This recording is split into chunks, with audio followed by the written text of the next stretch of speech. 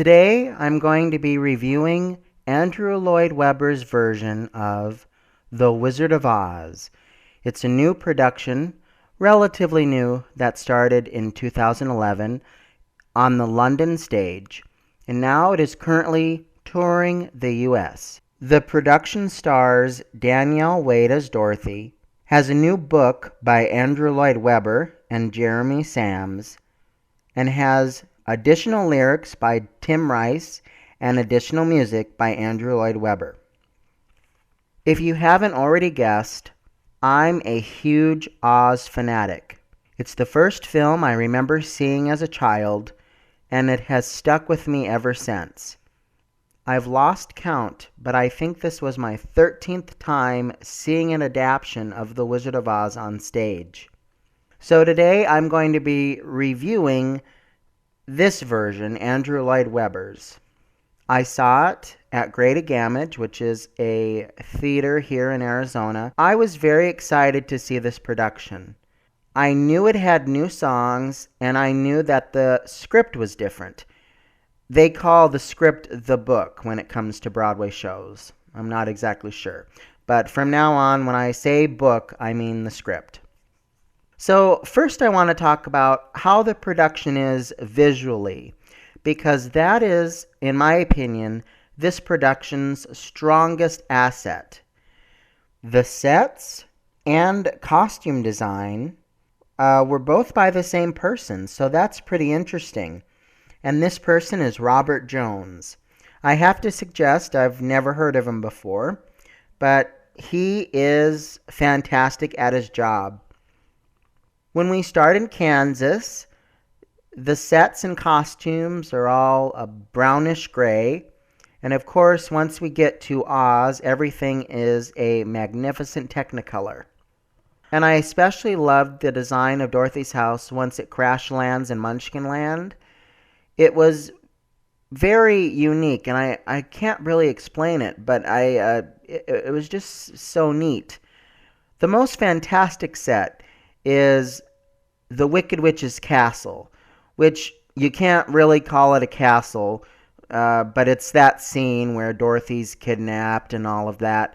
It's like, it's quite a long, tall structure that's similar to a tower, and it has steps and the actors can go up and down it, but it's got these neat designs. I mean, I don't want to really spoil it, but that was the most creative set and is something different that we haven't seen before. These are some of the most fantastic costumes I've ever seen. The Munchkins are all dressed in blue, which is a nod to the original novel. In case you didn't know, The Wizard of Oz is based on a book. The Munchkins' favorite color is blue. So that's a nice little interesting thing. Glinda is in a beautiful gown that's best described as a disco ball, but it's very beautiful. I would say that the Wicked Witch's costume is a nod to Elphaba's dress in Wicked in the second act. That's just my opinion. It's very similar to the dress Elphaba wears when Glinda is in Munchkinland. That's just how I took it, and it's very interesting.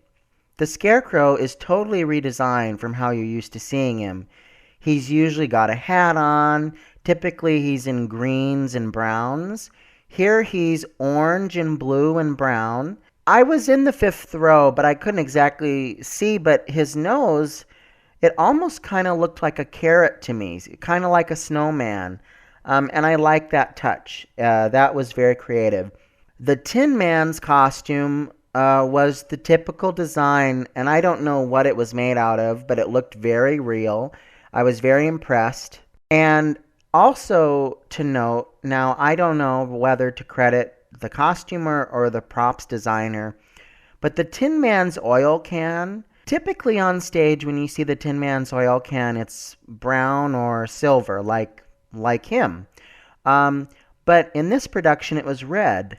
And it was a very interesting contrast because I don't know, I guess he had a little belt on or something, but you couldn't really see it. But the oil can would hook onto his waist, and it was just a neat contrast.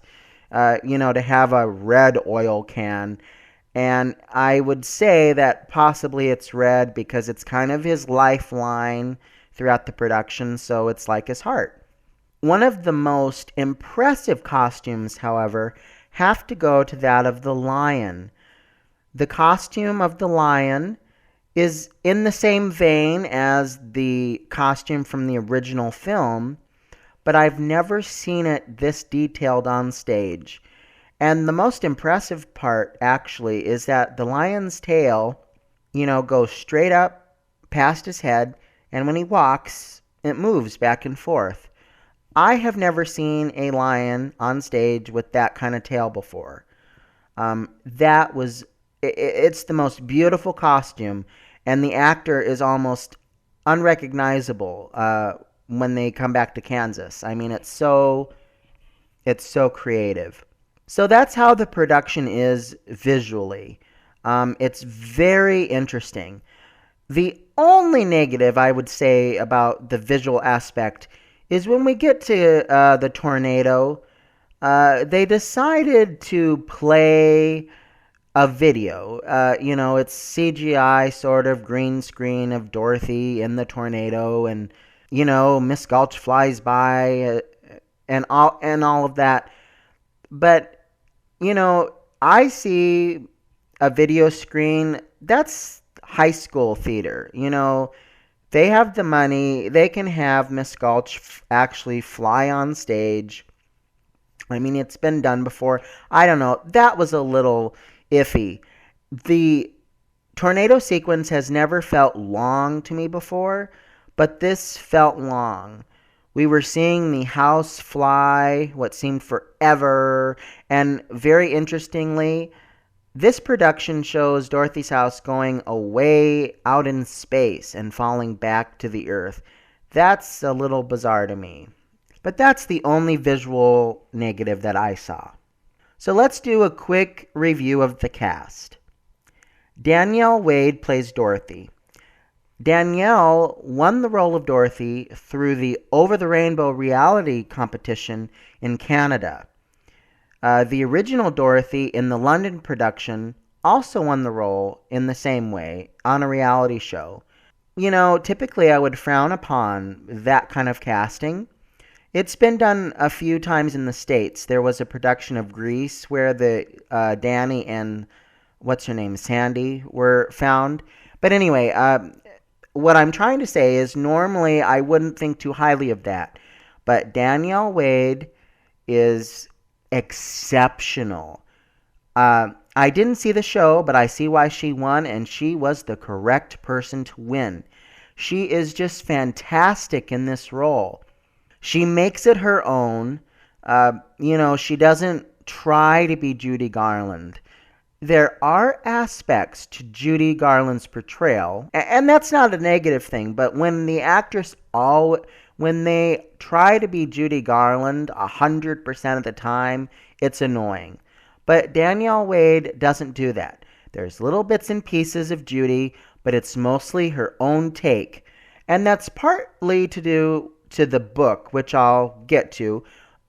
So it's partly due to that. Sorry, I can't talk. It's partly due to the... But I really enjoyed her portrayal of Dorothy. She's a little bit spunky. She gets the whining down in certain parts, the fear down. It's just excellent. And aside from the acting, her singing is phenomenal.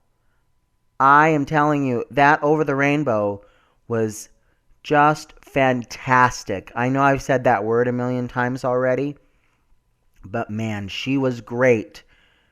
In my opinion, now remember, I've seen about 13 shows, maybe more, I can't remember, 13 or 14. She has been the best Dorothy I've seen on stage. And I believe she's going to go on and do many other things. She's a fantastic actress and singer. There's that word again. So I wish her the best, and she was a bright light in this production.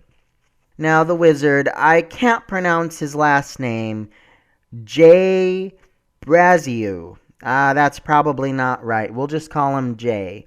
And I mean no disrespect. Just can't pronounce his name. Jay, the wizard is an interesting role because he has to be there. The wizard is important to the story, but he's very boring. That scene in Kansas when Dorothy runs away and finds Professor Marvel, who becomes the wizard, that's always the most boring scene, and I just can't wait for it to get over. And I have to talk about the book here. I know I'm blending topics, but they've made the wizard funny. I mean, he had a lot of one-liners that made me laugh, and I've never laughed because of something the wizard has said before. Now, Jay, the actor, has marvelous comedic timing. He's very engaging. He's very funny. He was great in the role, and he was fun to watch. Very fun to watch. And this was the first time ever that I enjoyed seeing the Professor Marvel scene. Now, in part, it was due to the new book. They wrote him funny. But again, it takes an actor to pull off comedy, and Jay did it. So thank you, Jay. You were a fantastic wizard. Jacqueline Pyro Donovan plays Miss Gulch in The Wicked Witch of the West. I'm not exactly sure what to say about Jacqueline. She wasn't bad. She was pretty good, in fact. But I've seen what she did before.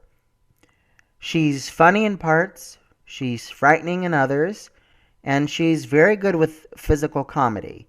And I know it's going to sound silly, but Jacqueline has one mean Wicked Witch cackle. Sometimes in productions, you get these actresses that just can't laugh like a witch. So that was nice to see. Mike Jackson plays Hickory and the Tin Man. Typically, when I watch The Wizard of Oz on stage, I'm drawn to the Scarecrow. That's my favorite character, and I'm always interested in how the particular actor will bring the character to life. But in this production, I was most fascinated with the Tin Man. He was really fun to watch. There were a lot of neat things that he did. Just fantastic, and he was a very good singer. Speaking of the Scarecrow, he was played by Jamie McKnight. Again, I have to bring up the book. They've changed the Scarecrow so he's extremely stupid. He can never remember what he wants from the wizard. I find that very funny, and Jamie is very, very comedic, very funny. His singing was excellent. He was a very good singer. The only thing that I noticed that was particularly negative about Jamie was the Scarecrow is slightly childish in this production, and there are a few lines that Jamie decided to yell as to appear childish. And when you have a mic right up against your mouth, or even maybe it was, taped to his forehead like they sometimes do, but when you yell into a microphone, it's not pleasant. And so that was the only part I didn't like. But otherwise, he was a very good Scarecrow. Lee McDougall, I believe that's how you say his name, played the Cowardly Lion. Typically with an actor who plays the lion, they try to imitate Burt Lahr, who played the lion in the original film. I don't know. I think in some ways he tried to imitate it. He was an adequate lion. But above all, there are issues with this character that I will talk about later. Lastly, we have Robin Evan Willis, who played Glinda. She was fantastic. She sang really well. She has a little edge to her, thanks to the book. And I enjoyed watching her. She was very funny. All right, so we've talked about how the production looks and how the actors are. So let's discuss the new elements in this production. The new songs and the new book. The first new song you'll hear is Nobody Understands Me. It's a catchy little tune that Dorothy sings fairly early on in Kansas, and it's reinforcing the idea that nobody understands her. Nobody's listening, that Toto's going to be taken away. Nobody Understands Me has a very catchy tune, and the lyrics are cute, for a lack of a better word. The song is not particularly needed, but it's very pleasant to listen to. It's not a boring song. I'm going to play just a few seconds of that so you can hear it.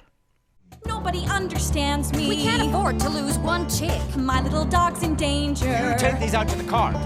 Should have been born a chicken, then they'd have paid attention. Or a little orphan. She's got to learn to earn her keep. Henry! Just saying. Well, come on. Well, I hope we got him in time. All right, help me get these into the house. The second song that was written by Andrew Lloyd Webber and lyrics by Tim Rice is Wonders of the World. And this song is sung by Professor Marvel when Dorothy has run away. Now, here's the thing. The wizard doesn't sing in the original production, and he doesn't sing in the film. So I feel this song was really written just so the wizard had something to do. The song is meant to expand on the idea that there's more for Dorothy to explore and find than just Kansas. But see, the problem is this idea is explored in dialogue and the song offers nothing new. And this exact issue has been brought up in countless other reviews. The song is okay, but it's kind of long and it offers nothing new to the story. Fly the coop and cross the ocean, time and distance set in motion. Grab this chance to wander yonder, all the earth is ours to ponder. From the poles to the equator, no one could provide a greater view. There's the Nile, now some don't give a hoot that it's the longest river, but we know in miles, of course, it's 4180 sea to source. It's nature at its most prolific. Pyramids are quite terrific too. So welcome to the waiting wonders of the world. After Wonders of the World, we hear the familiar tunes. Over the Rainbow, Follow the Yellow Brick Road, The Merry Old Land of Oz, and so on.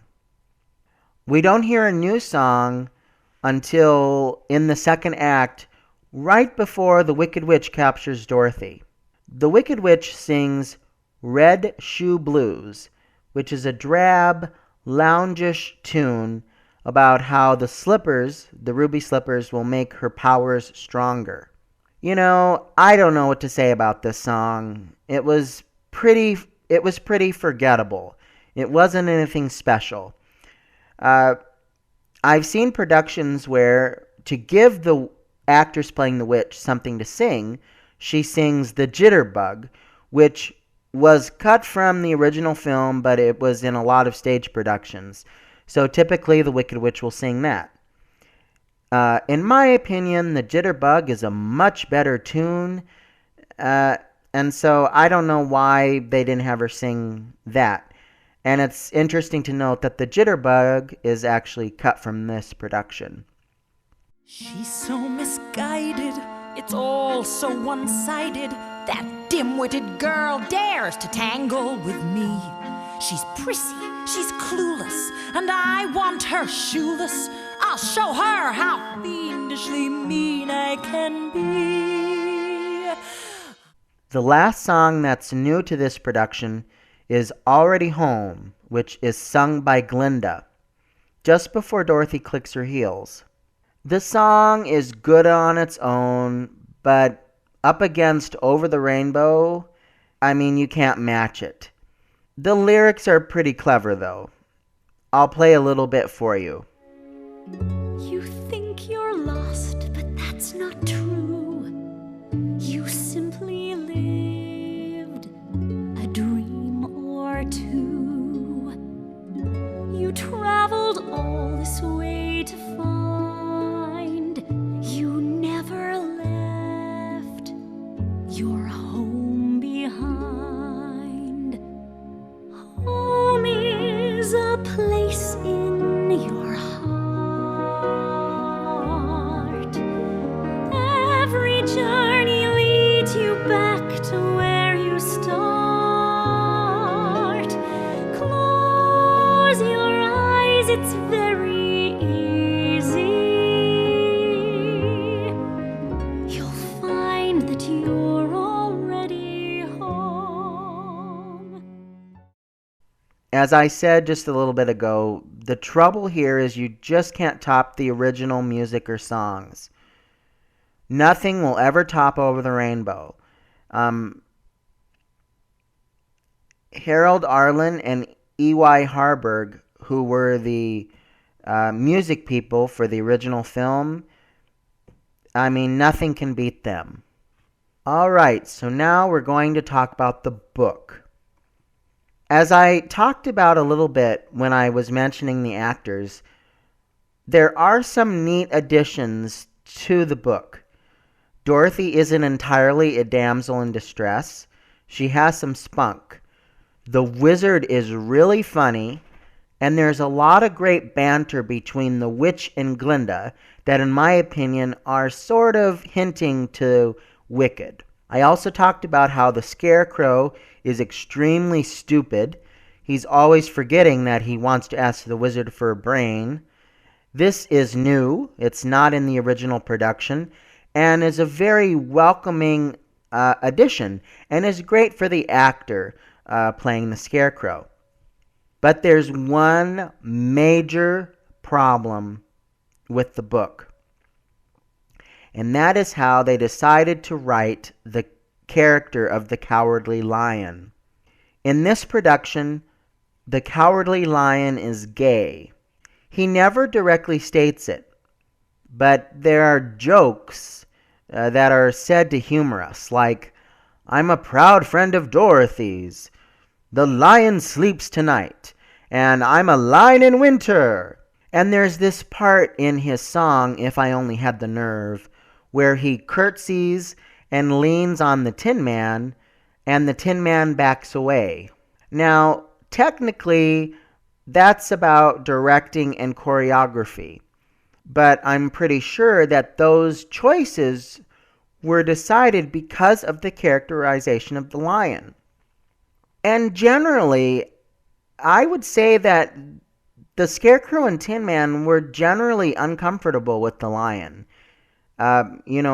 Just the way the actors decided to play it. That's how it came across. This is the Wizard of Oz we're talking about. And, Judy Garland was a gay icon. There are many homosexuals that identify with Dorothy's journey and so on and so forth.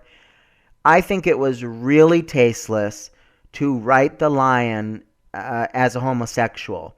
It's not the fact that he's gay. That's not what the issue is. It's that everyone else is uncomfortable with it. And taking away real life situations, I would think that the Land of Oz would be accepting. I mean, wouldn't you? Except for the Wicked Witch. I think everybody else would be okay. So this was just kind of iffy. Now, if I were to talk about everything wrong with the book, we'd be here for a long time. One other thing that completely rubbed me the wrong way. So just before Dorothy is about to click her heels, she says goodbye to the Scarecrow, Tin Man, and Lion. She says goodbye to the Tin Man first, the Lion second, and then lastly she talks to the Scarecrow. She says to the Scarecrow, "I think I'll miss you most of all." And this is meant to be a tender moment between the two. And even in this production, there's sad music playing and everybody's really sad. Dorothy's about to go home. So she says this line, "I think I'll miss you most of all." And then, this is what happens. "Hey, we were with you too," says the lion. "Yeah, thanks a lot," pipes the Tin Man. I mean, it completely ruined the moment. I mean, really. And I see why this was done. It was meant to be a little humorous. I mean, you don't screw up that moment. I mean, I don't know what. And there was this couple sitting in front of me, a cute married couple that decided to see The Wizard of Oz. And so Dorothy says, "Oh, I miss you most of all." And the woman, I can see a clear view of the woman. She's sitting in a way that I see half of her face. And she's crying. She's enjoying the moment. And then the Tin Man and Lion, they joke that they were there too. And thanks a lot, Dorothy. The woman turns to her husband and she just has this look on her face. And she doesn't say anything, but her face says it all. She's saying, "What the fuck was that?" I mean, it was instant that she turned and then the husband turned. They both didn't like that moment, and I agree. So again, as I said, I mean, there were other things that I could talk about, but we'd be here forever. I think ultimately they need to rewrite The Lion. They need to take out the jokes. And they need to leave that moment between Dorothy and the Scarecrow alone. I mean, it's a nice, it's a tender moment that you want. You don't want to ruin it with humor. So, to end my review, there are positives to this production. All of the actors are good, and it's visually appealing. But the book and songs make it come off like a workshopped musical. And the musical's biggest problem is its book. It's got some serious diarrhea.